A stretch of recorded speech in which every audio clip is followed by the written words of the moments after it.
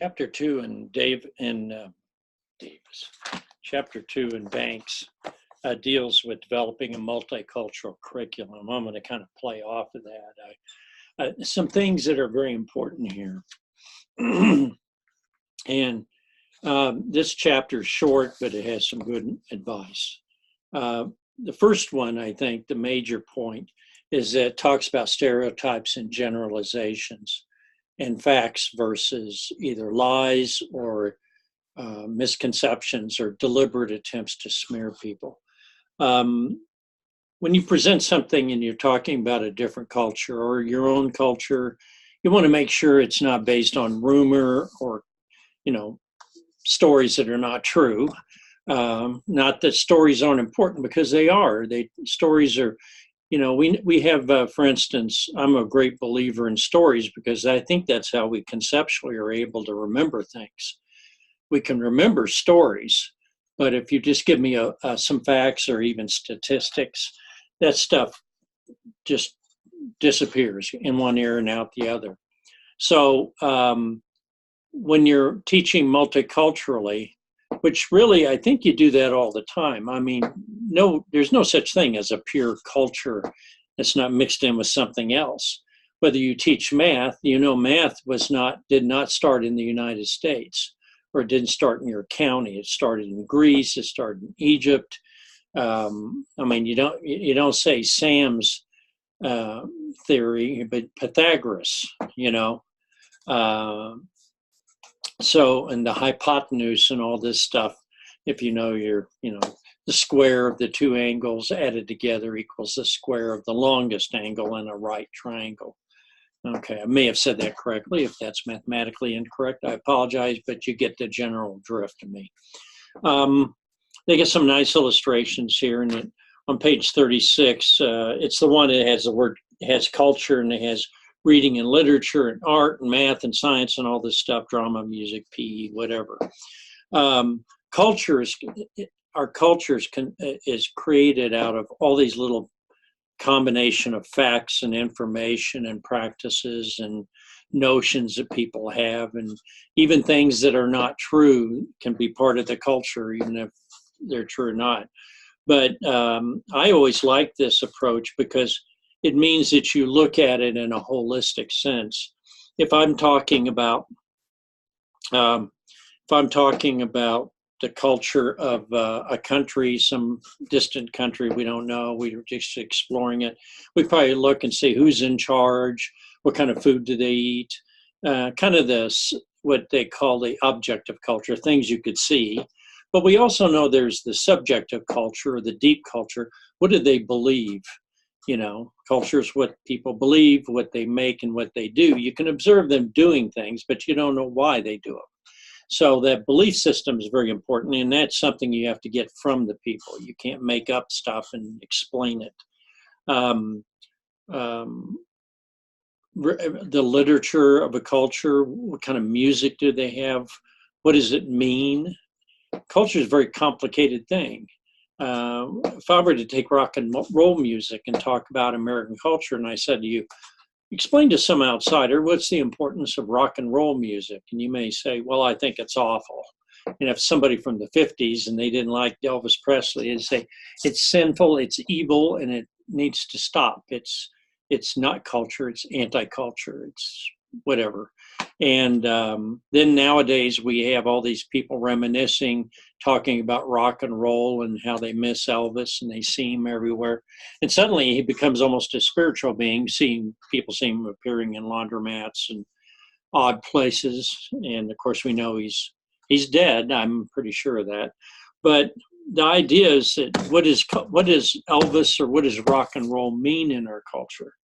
Well, it means a lot of things. It was about attitudes. It's about young people. It's about breaking away from the music of Frank Sinatra and those guys from the 40s and people in the 50s and being greasers and having cars that 57 Chevys. And nowadays we see them praised and people run around and say, oh, I love that. It's an old 57 Chevy, a traditional American car. And at the time, those kind of cars and those kind of people were looked upon as just a bunch of troublemakers, gangsters, criminals, all kinds of slams. And so it's like the movie Grease, if you've seen it. So what is culture at one moment becomes and denied becomes embodied as the essence of truth. The same thing with when Mozart came along. If you've ever seen the movie Amadeus, Mozart comes along and he's playing songs in Austria, and he comes up with the Marriage of Figaro. And apparently, according to the movie, I didn't read the history or the biography of Mozart, but at that time there was a lot of revolutionary movements against the upper class, and so it was the leader of the emperor of Austria, Austria-Hungarian Empire, Austrian Empire.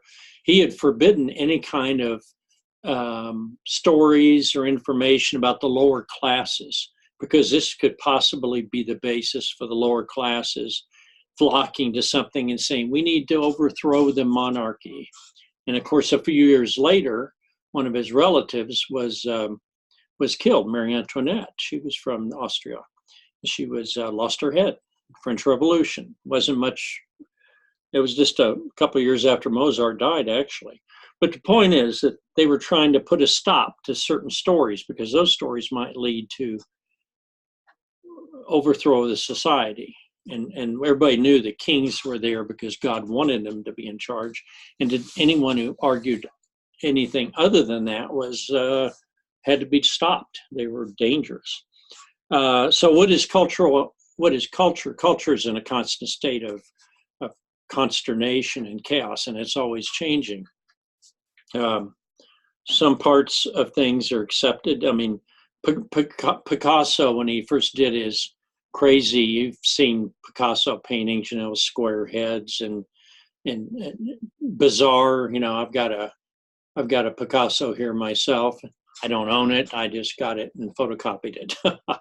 But anyhow, Picasso's work was considered scandalous and not art. Why, you're not a person. You need to draw people as they look, and you need to make it realistic. And then we had abstract art, and we had all kinds of stuff like that. And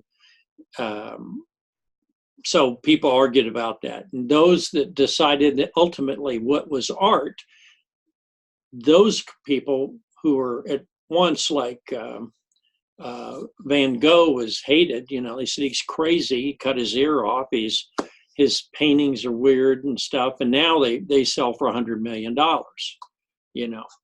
And I remember, no, I don't remember because I'm not quite old enough to know Van Gogh. I hear you. That's my favorite pun with him. Van Gogh really broke away from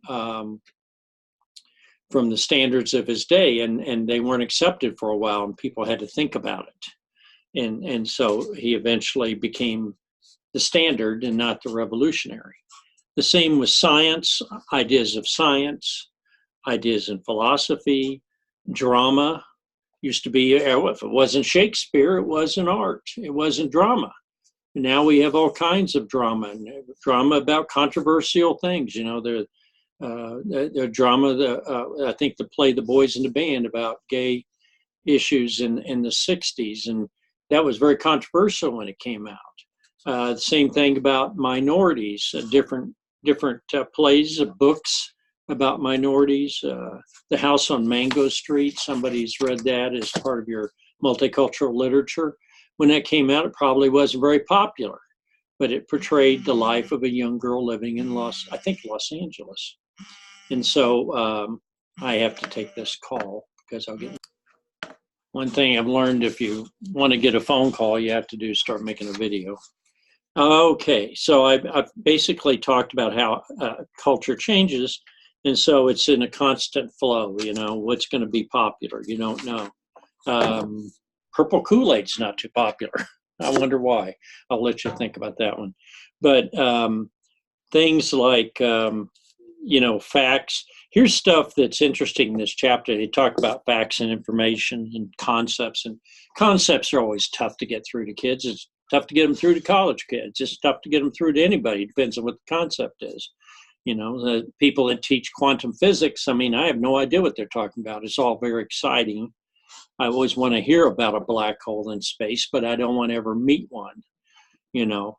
And there's concepts in the chapter on page 39. They talk about acculturation and assimilation. And I've mentioned that these terms now sound like I'm going to bring you into my culture and drown you in my culture, and you'll be just like me.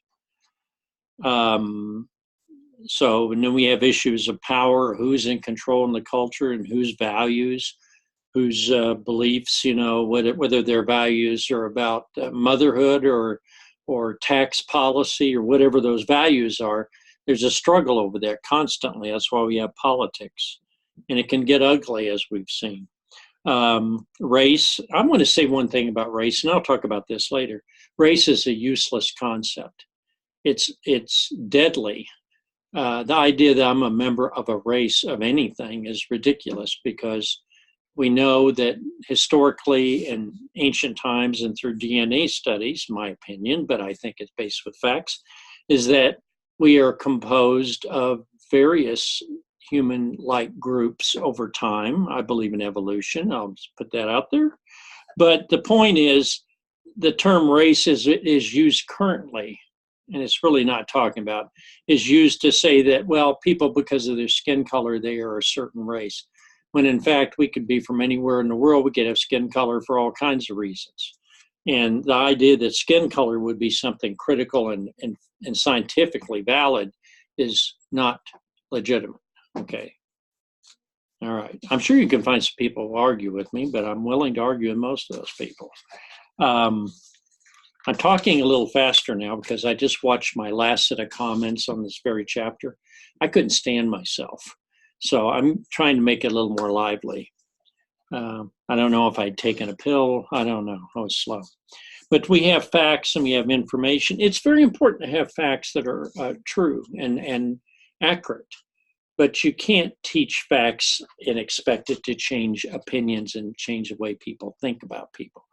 How do you teach multiculturally or cross-culturally or teach about diversity and increase respect for other people and teach them eventually to care and to love other people, to be concerned about their well-being? And the one thing is, it takes personal interaction. It takes exchanging things like friendship. If you've ever gone on a mission for a church, or if you've ever gone and met an international student at school, and you may have at first said, I don't know about international students, you know, if you're in college. I know some of you mentioned that. I can't remember who, it doesn't matter, that you went to a conversation table. And so you met people on campus, and a lot of people said, oh, I don't want to do conversation table. And, you know, it's really good if you're learning French to go find someone who speaks French, wherever they're from, and you get to listen to actual French, but also to help them speak English. And maybe you say, well, I don't understand what they're saying. You have to make the effort. You know, people fall in love from different countries. They made the effort. They may not have shared the same language, but there was some attractiveness, and they wanted to know more. They wanted to learn the culture. And so there was a great incentive there.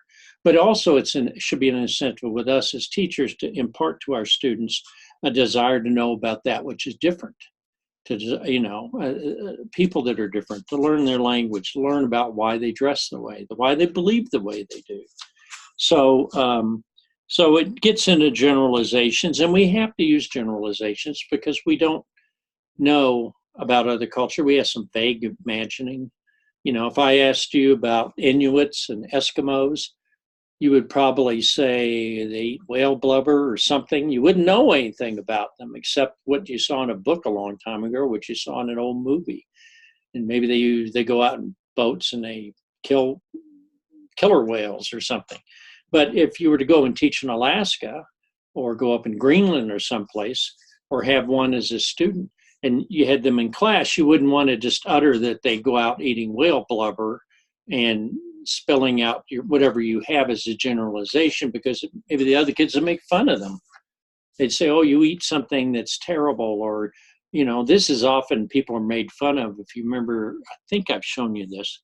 I've got several classes going, but New Faces on Main Street. They make fun of the lady and they say, oh, your culture, they eat dogs. And of course, in her culture, they don't eat dogs. But there's some cultures that do eat dogs in some parts of the world. I had a friend that was in a part of Africa, in this particular group, that people were very hungry, and if you had a pet and it was out running loose, sometimes they would eat your pet. And she got a letter, and they said, "We're sorry, I ate your cat," after she had left. And we have a different concept. The concept of pet is a very Western, at least in part, in my view, a very Western idea. And they have pets in other parts of the world, but you really have to go back in time to really study how animals are treated and to look at the facts of it. And that takes a lot of research. So just to shoot your mouth off and make a generalization or the worse, stereotype. And stereotypes, when you go to the person that's there and you say, "I had this generalization," and then you talk about the whale blubber or eating dogs or something like that, and you embarrass them because it's not true about them. And that's why stereotypes are bad, because they're not true for the person they're attached to. There's a nice little chart on here in chapter 2. I really like this chart. Talks about different groups. You could have 1,000 across. You make up your own chart about different groups. You could do this in social studies and say you want to find out things about these cultures, and have your kids do research, because I'm teaching this class so that you'll have an idea, not just that you know something about different cultures, but you'll know how to talk about other cultures. You'll have an idea what to do when you don't know anything. I say, "Well, I don't know about that." Guess what? Most of the time, I have no idea about other cultures. I have to go and do a lot of research. You know, if you might bring up something and say, "We're going to look at this tribe in Bolivia, of some natives that live in Bolivia, and what do they believe? What do they do?"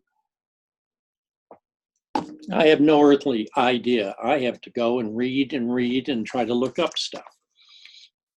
Okay, I like this chart because it's just so cool, and it's a nice way to organize. It's graphic organizing. And you look in here and say, and I think this is within the context of people living maybe in the United States, but it could be other countries. You have different people living there. A lot of these are groups that are in French Algerians are in France, and Nigerian Igbos, they're in parts of Europe and also can be here too. But if I remember, well, I don't know. There might have been a revolution or something. But these specific groups. I've had people tell me about French Canadian ancestors in this class, and French Canadians are different than British Canadians. You can look at economic status, education. What is the status of education in that culture? In a particular group that you're dealing with, you don't know if that individual may be very, very well educated, whereas the group as a whole may not be particularly well educated. And how they're educated. How are British Pakistanis educated? And that's British Pakistanis that have lived in Britain, not Pakistanis. A different group. Just because they've been in a different place, now they're different, you know. Indians from Mexico, not Mexicans.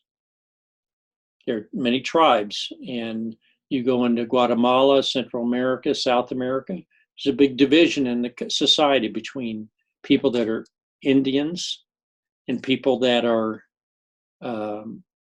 maybe mestizos. And you got to look and see what is the social class in that country. You can't take Mexico and assume Mexico is the template for the rest of Spanish-speaking countries. It's an insult, because I know a lot of people, they'll say, "No, I'm not Mexican. What are you doing? Don't assume I live in Argentina and therefore I'm a Hispanic. I'm an Argentinian. I'm not Hispanic." It's another big mistake people make. We had a group here several years ago, and they had a Hispanic group at UNK. We still have it. And we had a number of students from South America, and they wanted to form a South American group. Bolivia and Peru and stuff. They said, we're from South America. We're not Hispanics. It's a whole different assumption. It'd be like Americans that have moved and lived in Australia. And then people assume you're an American like an Australian American. And that's where you get in trouble. You need the facts. You need to talk to people to get the information. A little chart like this is great. You can look up things and you can ask people. Culture is a huge one. I mean, it just got one slot here. What are the group's unique cultural and ethnic characteristics? That could be so deep and so detailed, you'd need a way more than one of these squares. You'd need a book. What is their power? You know, um, is the group experiencing ethnic revitalization? That's a lot of research. Is that group, have they kind of assimilated and kind of disappeared into the general culture where they moved to? Chinese are all over the world, many different places. Well, a lot of people are, but Chinese, and we recognize that. People would argue, say, well, I can go and there'll be a place, there'll be a Chinatown, there'll be a place where Chinese congregate, because they maintain their culture in other cultures, whether you're Japanese or Chinese or maybe French. There have been history. Germans in South America have had little villages, and they keep their German culture. They may move to Bolivia, they may move to Chile, or move to an area that's kind of, there's a place, and I think it's in Chile, but it may be in Argentina. And they built basically a German village in the mountains. And they speak German, they have German food, they speak Spanish officially, but they also speak fluent German. They've kept their culture. Now think about, and this is where you can get a lot of really good stuff. Think about ancestors in Nebraska in the United States or wherever you were located. Go back and interview students, do their little culture map, but instead of a culture map about where they are now, do an ancestor cultural map. I love the cultural map because you can date it back in time, and if the information is there, people can say, oh, my great-grandfather's from Germany. And I have a student in one of my classes right now in ESL, and she talks about her grandmother, and she called her grandmother and the name grandmother in German, which something, I forgot what it was. But she lives in Lincoln, Nebraska, but she was born in Germany and immigrated to the United States. And their family, actually, I think some of their family came to the United States and went back to Germany, and some of them came back to the United States. So, and they were allowed to move around. Now, why were they allowed to move around so easily? Well, back after World War II, or might have been before, I don't know. Although this young lady told me she had her great-grandfather actually killed in the Russian front fighting World War II. So it's a really rich story, and it was sad because she said her great-grandmother died recently, and she never found out what happened to her husband.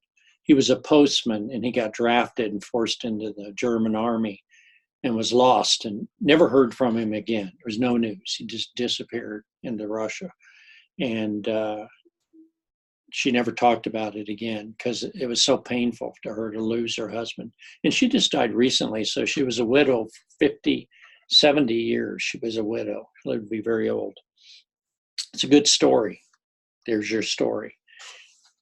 Other stuff, concepts, talking about ceremonies. And this is where you can hook young kids. Getting your first car or your driver's license is a rite of passage in the United States. We tend to kind of not have as big a ceremony. Now, the wedding is a big deal in the United States, but in other cultures, in Jewish, you have bar mitzvahs, bar mitzvah. I hope I'm saying those right.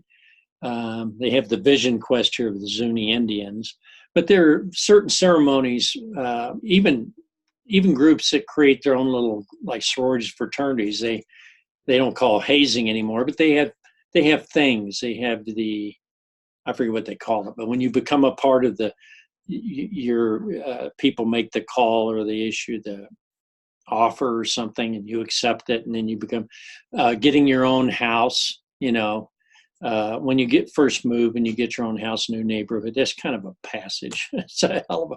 I just moved, and I'm telling you, I've just gone through the garage sale passage. God help me, it's just about killed me. You wouldn't believe it, but I actually had garage sale stickers on me. I hate garage sales. Okay, back on track. Marriage ceremony, christening ceremony, when somebody becomes a godmother, godfather.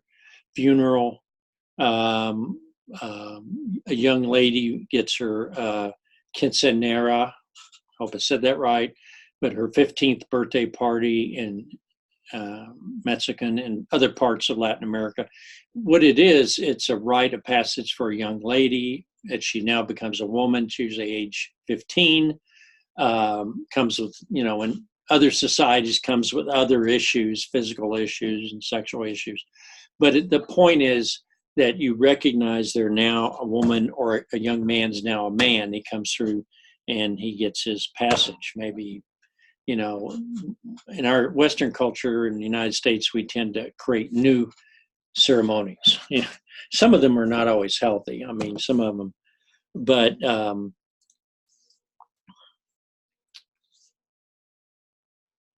here's something's not a ceremony. A sneeze. Can't classify it, but everybody has one. Sorry. All right. Aren't you glad I didn't sneeze on the screen? That would have been tacky. Okay. So any of these can be used as a story to explore another culture. I used to have this videotape of a girl's quinceanera, and it was so popular, somebody swiped it. I never saw it again. But you can find one on Google, and you can say, this is what a young girl. And if you have Hispanic students in your class that are in the culture does that, they can bring stuff and say, this is and it's a very elaborate ceremony. If some of you know about these, you just look it up. I would spell it for you, but it starts out with quince and nera, which is year. And it's quince is the number 15 in Spanish, Quince.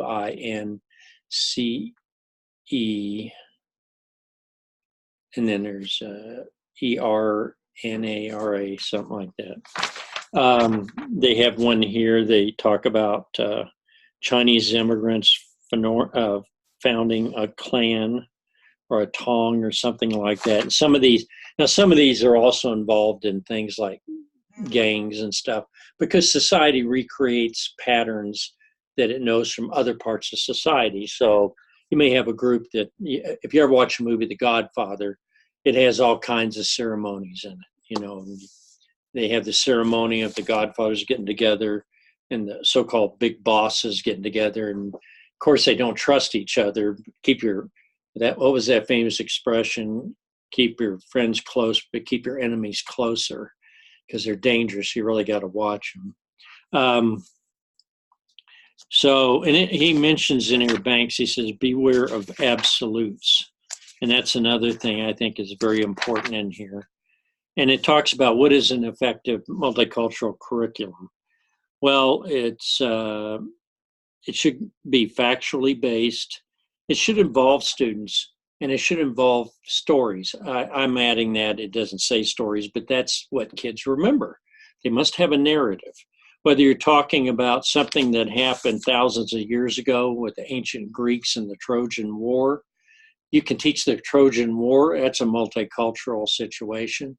The Greeks fighting the Trojans, we don't even know if it's true, but it's a heck of a story. And it contains a lot of truth because it's based on concepts and values. What's the concept with Achilles? Well, Achilles is not fighting the Trojans when we first get into the story, because he's mad because he took a woman, he was given a woman as his wife, or whatever you want to call it. And Agamemnon, who's the leader of the Greeks, he said, "Oh, I have to give my woman that I took, I have to give her back because some god is causing trouble, and I have to give her back to her father. So I don't want to be dishonored, so I'm going to go and take your woman from you just to teach you a lesson." So they're fighting over who has women. It's like possessions. That's basically it. And they get in an argument about women, and women were treated as possessions, just like cattle and gold and silver and ships and any other thing, weapons and armor. So you quickly learn what is key here. Well, their individual concept of honor. And that's also a concept if you're studying Japanese samurai, the concept of integrity or my personal honor. And that's not a concept in ancient times. That continues to the present. You may ask in certain political times, do people really have any honor? Does truth mean anything? But the fact is, I think it always does. And I think ultimately that has to be served. If if no one has honor and there is no truth, then you have chaos, and then things fall apart. It's like saying, get rid of the 10 commandments, do whatever you want to do. Well, then you have chaos. People fighting over everything because they don't respect anything and there's no rules. Society loves rules. Even people that break the rules and want to try to make up their own rules and organize society according to themselves. Okay, that's what I wanted to say about this chapter. So when it talks about teaching multiculturally, you want to be factual, you want to tell stories, you want to have engaging things. Don't turn it into some kind of outline of any group, but involve people that are from that culture as much as you can, whether they're online and you talk to them and they're in China and they tell you about Chinese traditions, or they're in India and they talk about Hinduism and what they believe. You can make it so alive and so wonderful that people want to explore it. The key here is to remember one thing: in order to respect another culture, to teach about another culture, to impress students to honor that culture, and as they have to see things in that culture that they respect, and they have to see beauty in the culture.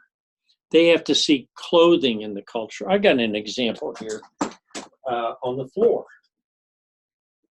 Here's something you probably haven't seen. I got this a long time ago. It always has threads hanging on.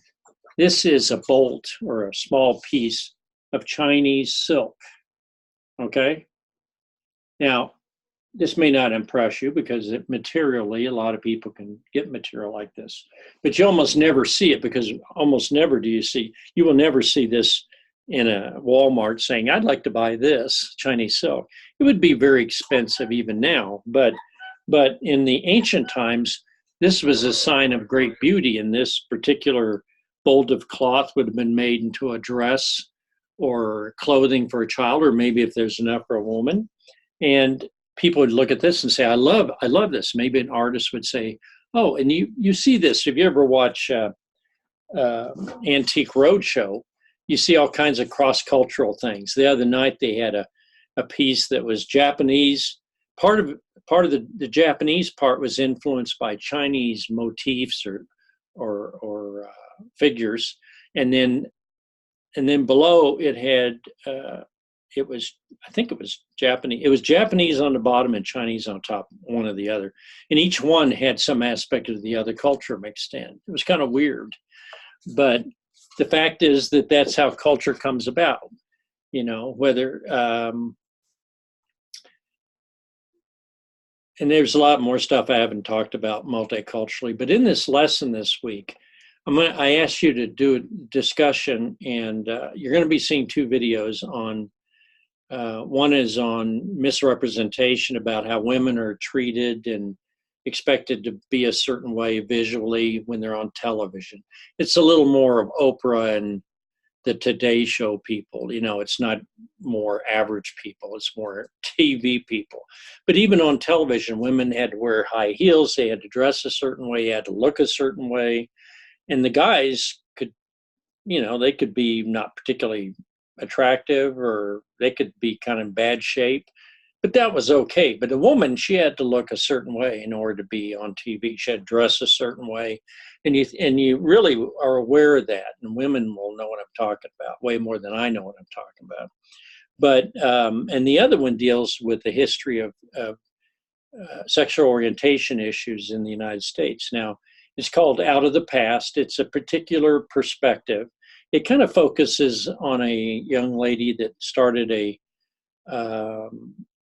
LGBTQ club in a Utah high school, and they didn't like that out there. They tried to suppress it, and it's kind of it's an issue now. I'm sure for some of you that you wouldn't have a club like that in your school, but in colleges and in many urban areas, that is not going to be something that people are going to put a stop to. They're going to be tolerant. They're going to accept it. Now, I don't like the word tolerant because it means I'll put up with it, but I don't like it. I mean, that's what it means. Like you tolerate your in-laws, I tolerate my in-laws. Well, it doesn't mean embracing them and loving them, Of course I do, but I'm just trying to discern a little difference in concept there. But these are issues. And then I ask you in the discussion this week, what are some limits to what you can do about multicultural? We got social class, poverty, we've got the way kids in their little cliques, maybe they cliques, whatever. I always say that weird. I never use it very much.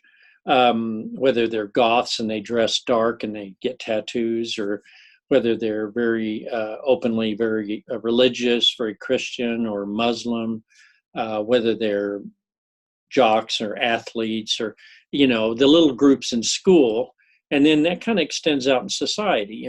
Some people, they're coached in school and they're coached forever. That's how they're known. Or they're the librarian, or their job actually is how people perceive them. Other things that might come up, I mentioned in there, ethnicity, obviously, language. Language is a big one for me as an ESL teacher. But how do you deal with that? And what parts of multicultural or diversity can you embrace in your school, and which ones, maybe are a little risky? I'm a great believer, and you have to think of where you are and operate according to the best conditions. It doesn't mean you can't stand up for people and be brave, but I want to mention this to you, that if you stand up for certain things, don't expect to be rewarded and people to pat you on the back, give you a silver star, gold star, and tell you how wonderful you are. You may get fired from your job, depending on where you are, whether in a job or in a church or in a in a business or in a public school. There are limits to what people will tolerate or accept in a culture, and that truly is tolerate. And in communities as well. I mean, if somebody goes into community and tries to start a right-wing party club that's going to be very racist, it's probably not going to be allowed. It may be in the community, but it's not going to have a function at the school. At least I hope not. But then we get in these arguments about what is fair and what is freedom and what is free speech, and et cetera, et cetera. And we can have our little arguments in the United States, but when you go to other countries, there are real limits. If you go to a country that has an authoritarian or a certain particular group, authoritarian, that's the word, you may find out you've broached a topic you shouldn't have talked about, and you'll get arrested or something. So don't run around with this idea that I'm an American, I have freedom of speech, and I can go anywhere in the world and that I'm protected by that, because that's very naive. There should be a love of truth, but you have to think of where you are. Well, that's all I have to say about this chapter and a little bit about this. I hope it's been somewhat of a thrill. I've talked more quickly than I did on my other tape. I couldn't stand myself. So thank you. And bazinga to you all.